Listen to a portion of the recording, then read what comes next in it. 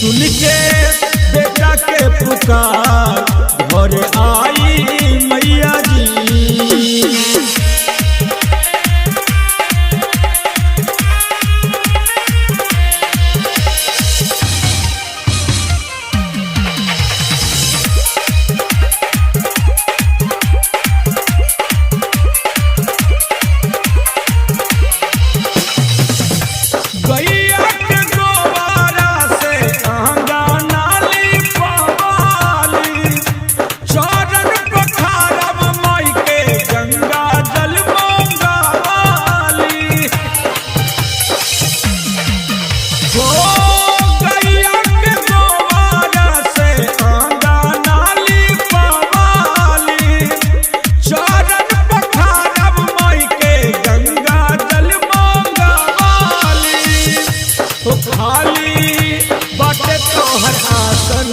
एक बेर आई मैया जी, सुन के बेटा के पुकार घरे आई मैया जी।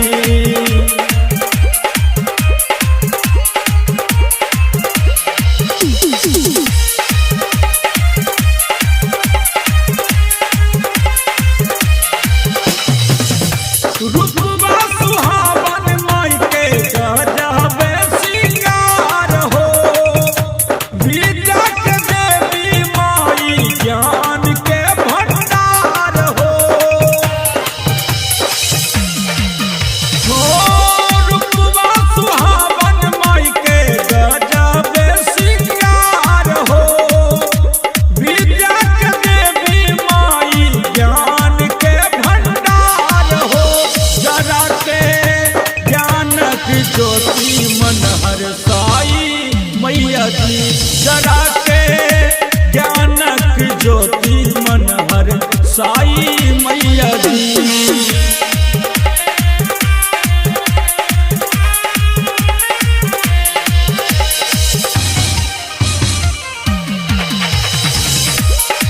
अभी आप सुन रहे हैं निर्मली से महामाया रिकॉर्डिंग स्टूडियो की शानदार प्रस्तुति। संजय छलिया मैया जी के करेले गुहार हो, राइटर सुरेंद्र लिखे महिमा तोहार हो। संजय छलिया मैया जी के करेले गुहार हो, धर्मेंद्र धनु लिखे महिमा तोहार हो। दर्शन देके बिना बाली चरण लगाई मैया जी।